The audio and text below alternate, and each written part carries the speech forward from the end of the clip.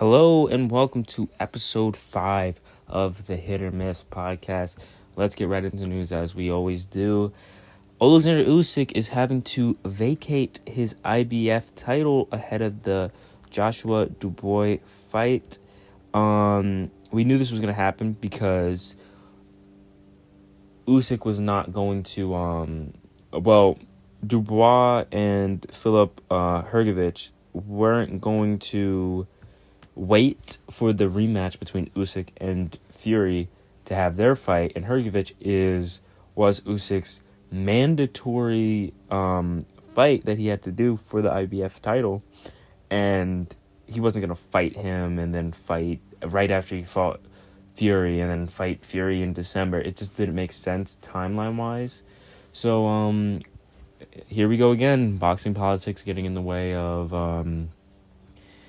of a great story and a great event of Usyk becoming undisputed.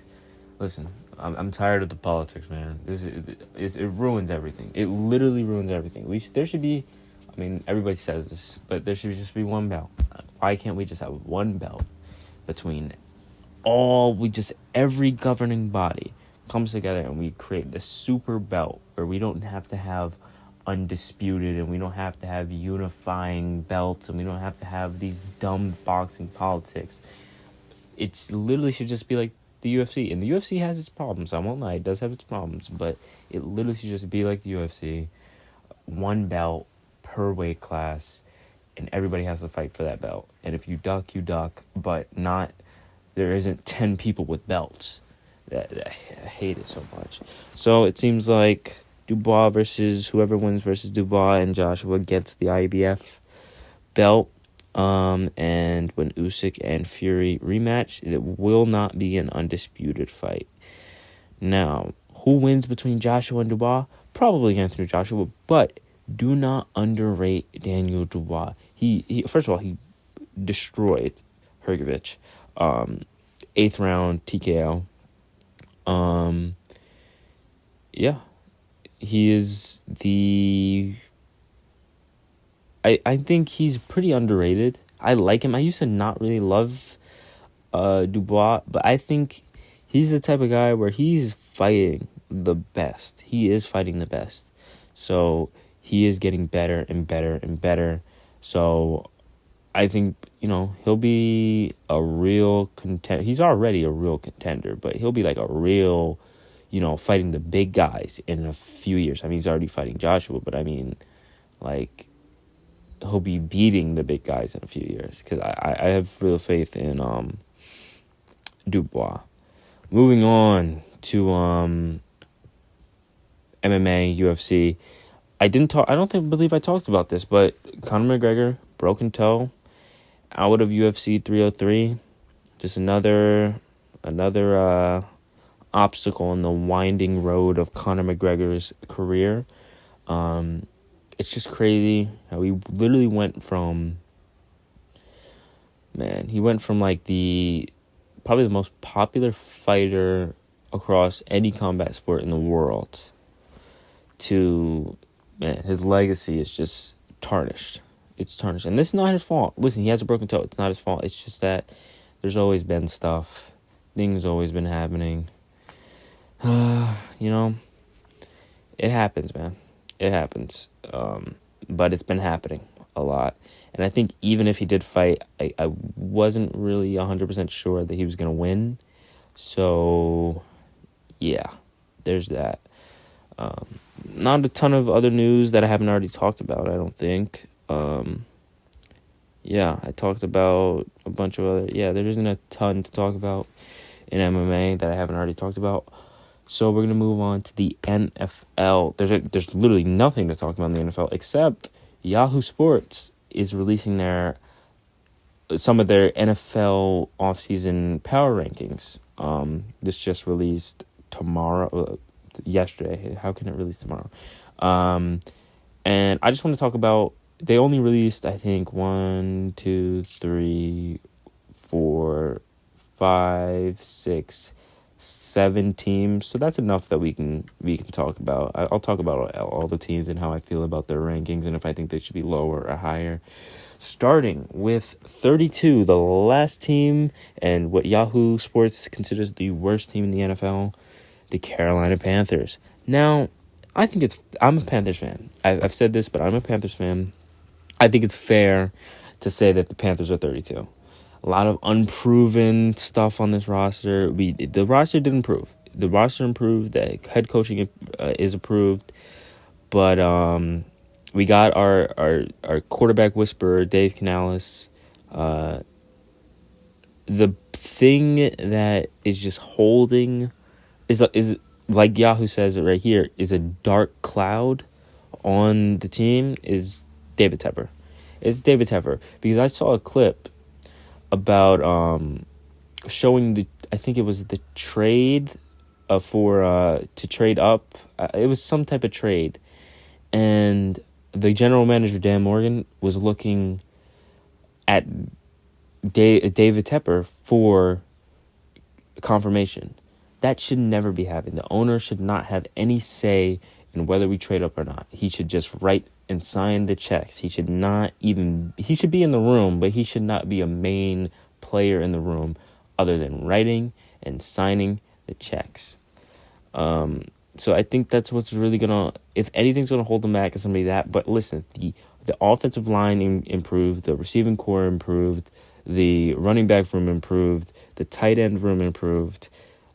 That's the entire offense improved. The defense took a decline. We lost Brian Burns and Frankie Louvu, and Von Bell is gone, and Dante Jackson is gone. J.C. Horn is always injured. We lost Jeremy Chin. We still have Derek Brown, who is, in my opinion, the best interior lineman in the NFL.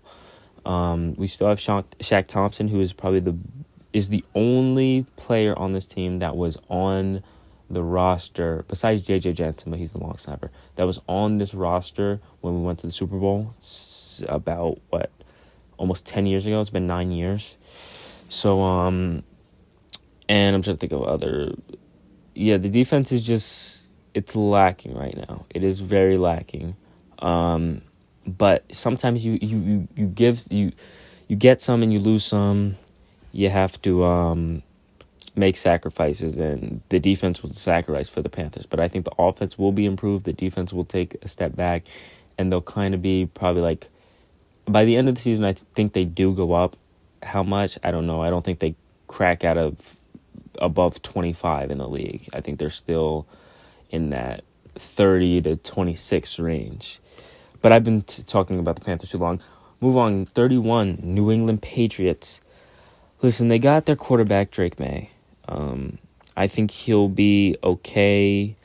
He's not my favorite quarterback in the was not my favorite quarterback in the draft. I kind of liked a few guys over him, but I think he can be okay with the right coaching. Obviously, any rookie quarterback needs the right coaching, so he definitely needs the right coaching. He's got to play well. Now, the real issue, this roster is not good. This roster is just not good. That's the only thing that's like holding this team back. Their roster is just not good at all. So, yeah. The Denver Broncos. I think they could be a little higher. The offensive line isn't bad. Well, they're not bad. They still have Cortland Sutton, who was great last season. He was absolutely great last season. There's just a lot of question marks at the quarterback position. And Sean Payton, I don't love him as a coach right now. I think he's not well equipped to deal with this type of stuff, man. Well, he is well equipped. It's just that he's not dealing with it well. Last season, I think he was not a good coach. I don't think he was a good coach last season. He bred like resentment in the team with the way he like treated the Russell Wilson situation, benching him while he is playing good, while he's playing better than he's ever played for them. He benches him. Doesn't make a ton of sense. I didn't like that. Now at 29, you have the Washington Commanders. I think this team is going to be a lot higher by the end of the season. I think this team could sneak into a wild card spot. They got a good coach who's in command. I think he's a good coach. I think he can be a good coach. He was a good coach in Atlanta. He led his team to the Super Bowl, and they had some good. Those Atlanta teams had some good teams. They did break down, but you could argue it was the offense that broke down, and he's a defensive coach. Now, who is their offensive coordinator? Let's Google this. OC. Their OC is Cliff Kingsbury. I forgot Cliff Kingsbury is a good offensive mind. He's not a good head coach. He wasn't a good head coach, but he's a good offensive mind, and I think just these roles that are when these roles change, these coaches can do better. And Cliff Kingsbury had some good Arizona teams. They went 11-0 under Cliff Kingsbury. So I think this team could sneak into a wild card spot. They're kind of taking the and they drafted Jaden Daniels.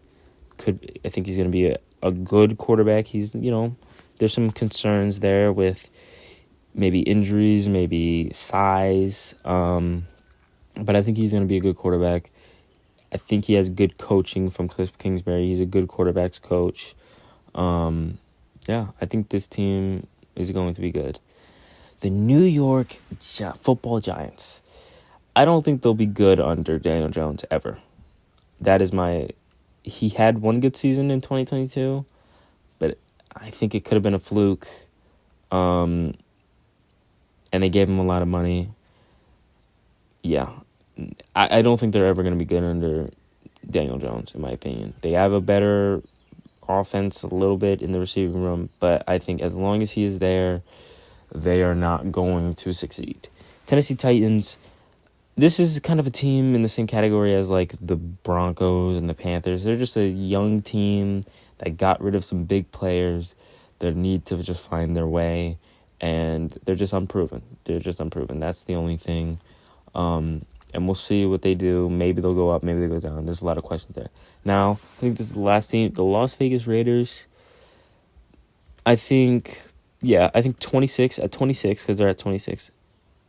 That's a good spot for them. They may crack 20, they may get up there, but the quarterback situation is just so iffy.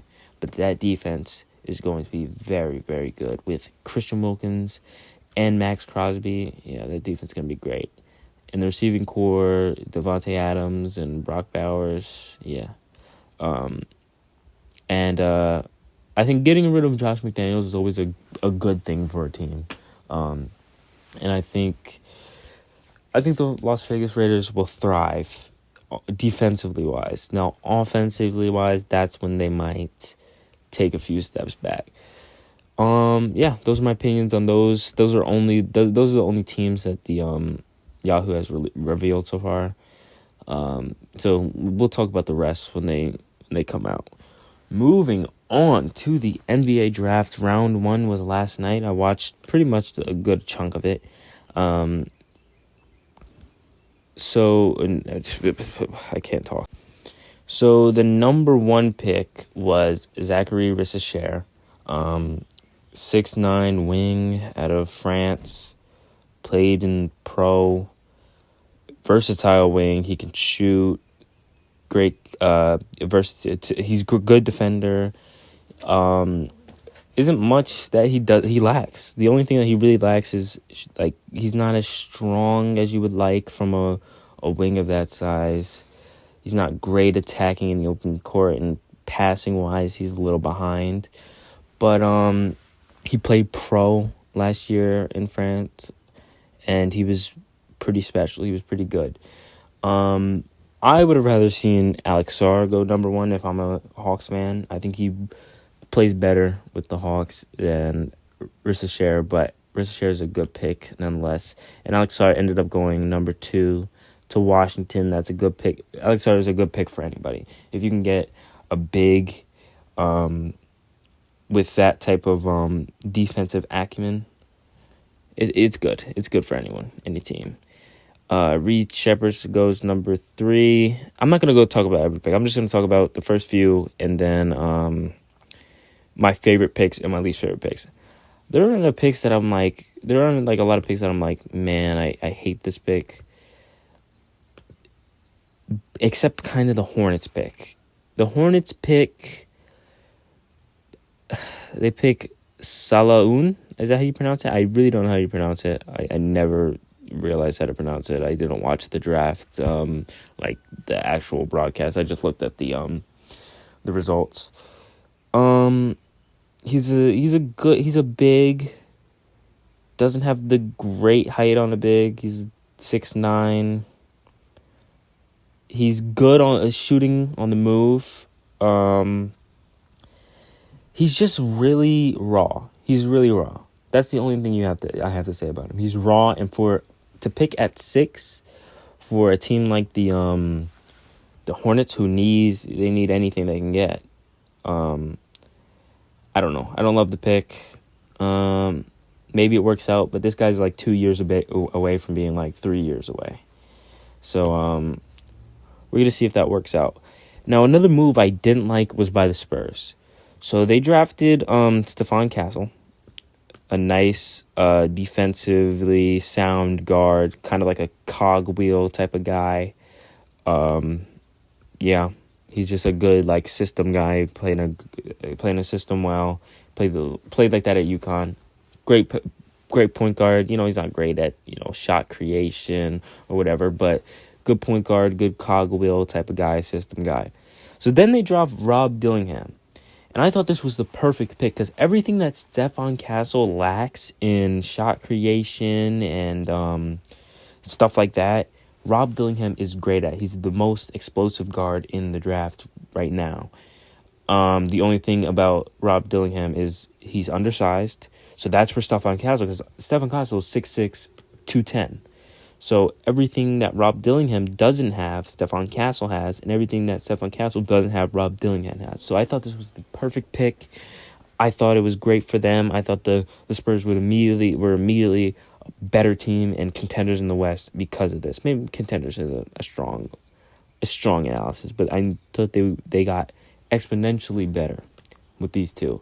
But then the Spurs trade away Rob Dillingham to the Timberwolves for a 30-31 and a 30-30 pick. 30, not 30-30, that's in 1,000 years. A 20-31 and a 20-30.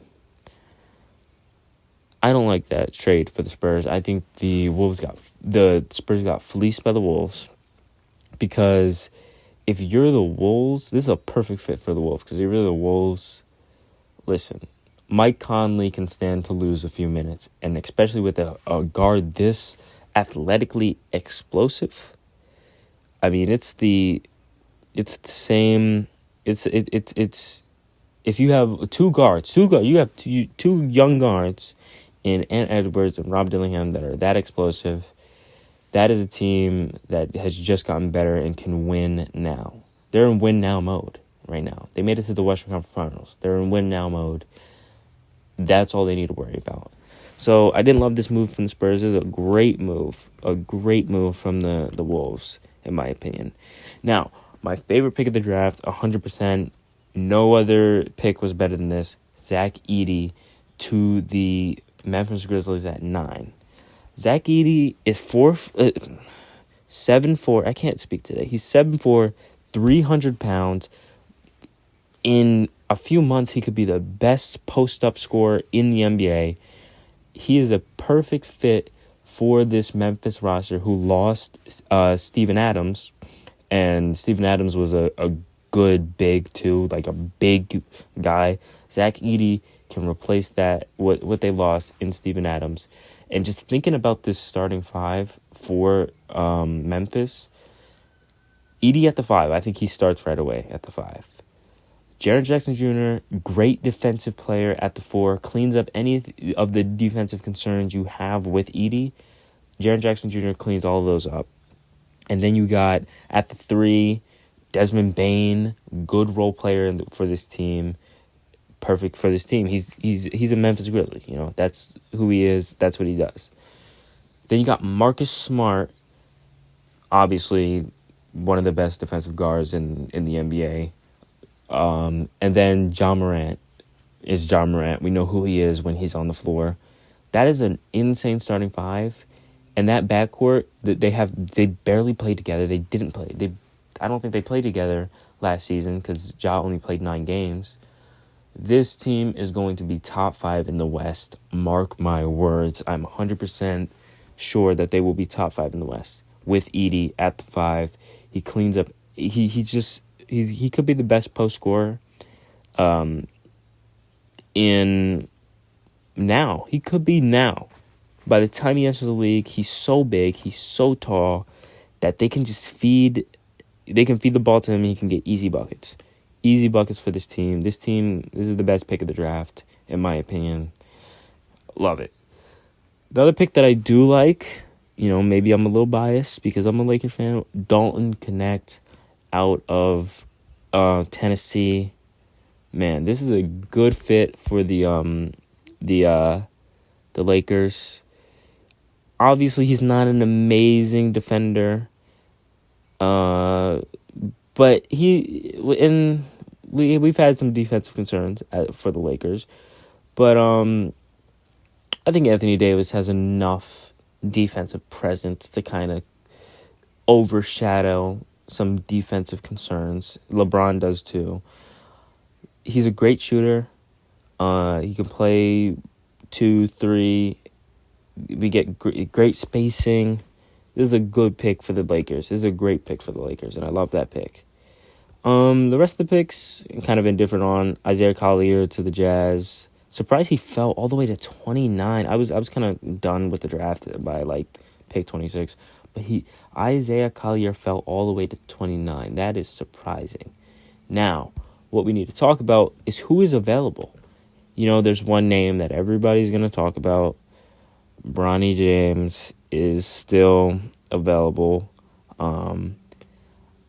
I think he probably gets picked at 55 by the Lakers, let's be honest. They obviously want him. They might as well just take him.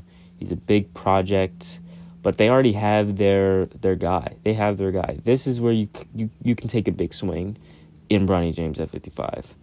Now, another player that is available, Kyle Filipowski is still available. 6'11", 230, power forward at a Duke. Surprised he's still available. No, I'm not really surprised he's still available. But he's a kind of just a good 7-foot scorer. That's just his thing. He's a good offensive player, man. He's just a great offensive player. The thing that is kind of holding him back is he's a big. He's not really that physical. He's kind of, I don't want to say soft, but he's a scorer. He's not really a rim protector as a big. He doesn't have what you want in a big in today's NBA. So that, I think, is the only concern I have for him, which is a big concern. Let's be honest, it's a big concern. So I don't know. I think a team will be good with him, developing him, coming off the bench. Now, Bronny James, I think I already said, I think he goes 55 to the Lakers. It just makes sense, man. You might as well just do it. LeBron probably wants to stay. He's from LA pretty much. Well, he's actually from Ohio, but he's from LA pretty much, and he just take him at 55. As a Lakers fan, I'd be fine taking him at 55 because if he's on the team,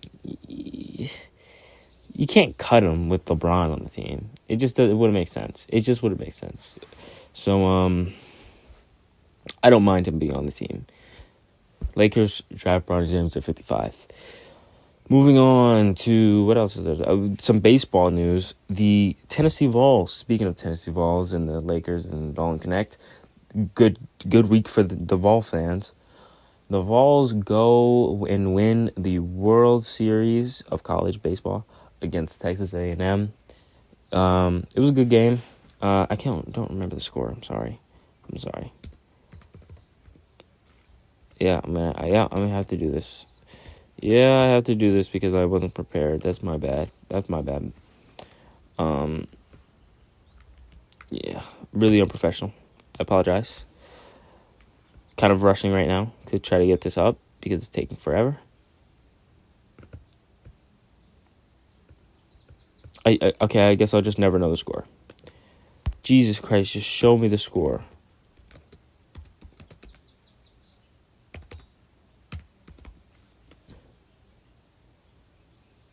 Let's see if I can find the score. I don't remember. I'm trying to remember. I'm not being told. Oh, God, come on. Don't do this to me. Don't do this to me, man.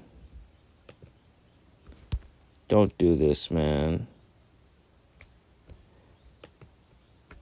This is embarrassing. I'm embarrassed. I apologize. I'm not editing this out, by the way. I don't care. I don't care that much. I care, but I don't care that much.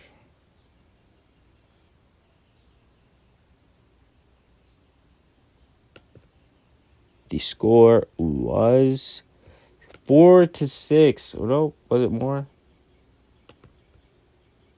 It was 5-6. The Bulls won by 1 run. Bars. I apologize for that, me trying to find the score. I literally had to go to YouTube and Google the highlights because Google just didn't have the scores up. Don't understand that. I think everybody's just happy the Aggies didn't win. Yeah. Moving on. Spring football / college football.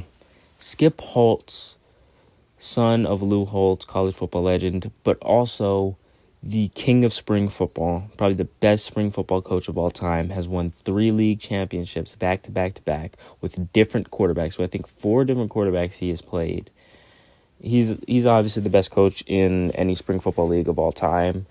And I think he should be an NFL or college quarterbacks coach because he is so great with quarterbacks. If I'm the Panthers, next January, I'm calling him up and I want him to be my quarterbacks coach because you can't really. The problem with the UFL for coaches, after the season's over, no one's hiring coaches anymore.